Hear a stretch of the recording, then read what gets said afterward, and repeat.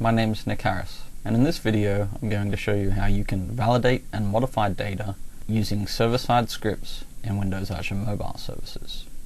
So we're in the portal now, and essentially server-side scripts provide a place for you to execute your custom business logic that you may wish to have performed on the server side. So let's start by familiarizing ourselves with the application.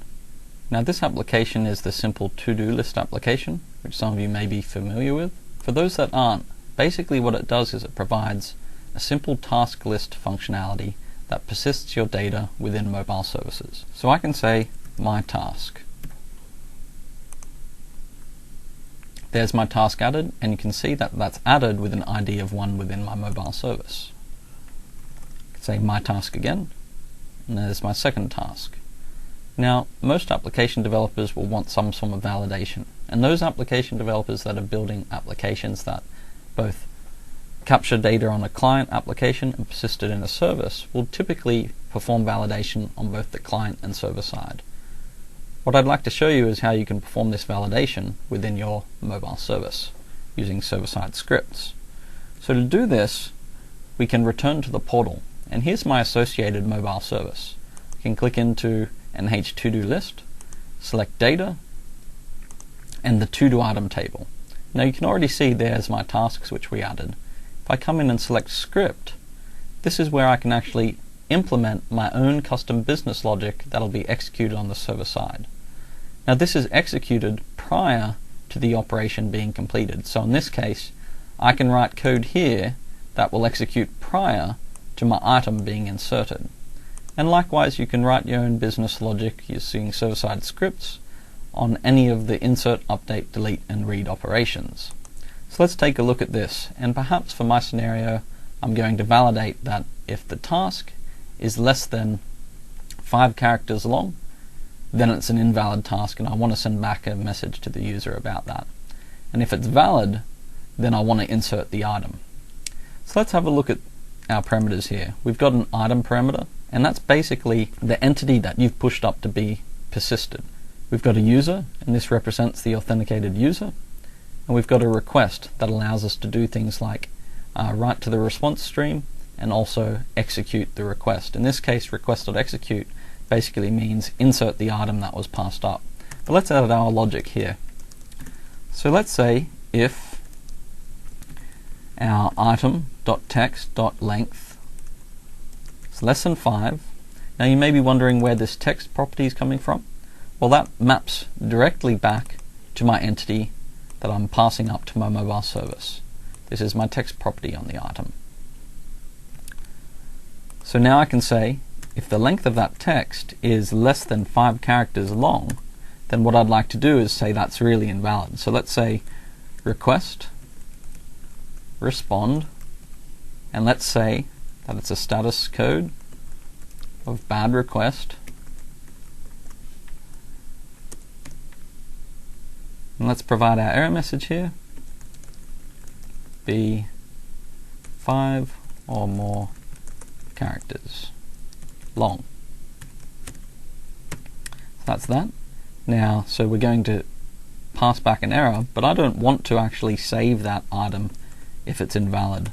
So we can just wrap the piece request.execute that goes and saves our item within the else block such that it's not executed on invalid request. So that's now added validation to our application. So let's go and run the client app again. It's already running here. So let's do the valid case.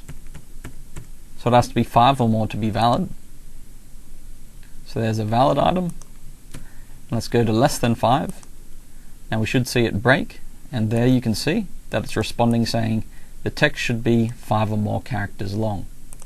Now if you'd like to add some kind of handling for this within your applications, the exception is actually a mobile services invalid operation exception, so you can catch that like this.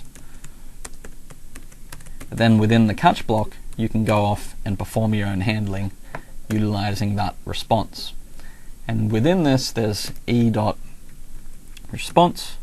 status description, which will be the description of the result, and status code, which in this case will be the bad request. So that's how you can capture those errors. So now let's say we've got our validation. What about adding and dynamically sort of creating new data in the server side rather than the client side?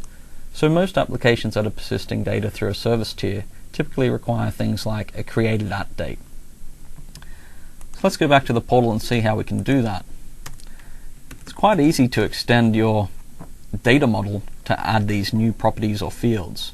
So I'm going to add a created at field here.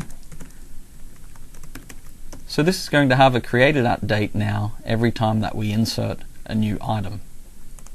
And through the process of what we call dynamic schema or dynamic schematization, we'll go and add this created at column directly to your to-do item table for you at runtime. So let me save the changes here. If I go to browse, you'll see currently there's no completed at item. So let's go back to our application. And let's say test task. Let's save that. Now if we switch back to our portal and refresh our data, you'll see we've now got a created at column. Now this is great, so we're able to add columns and update data on the server side, which is really good, just by accessing the property on the item. So let's say now perhaps we actually want to deal with this on the client side. So let's extend our client entity here. So here we can say that we want to define a property of type date time. We'll call this created at. And this I want to define that we interact with it on the server side in Pascal case, Camel case, and we'll call this created at. Right. So now within our data model on the client side, we're actually able to access this data. So let's have a look at how we can go and bind that to the UI. So on the UI here, I can flip over and I can update my data binding here to print out in a text block the created at time. So that's easy, but we can also do further things. We can go and extend our query here to essentially say that we don't want any items that don't have a created at time. So if you go and look in our service here, you'll see that these ones are all null. So let's go and filter those out.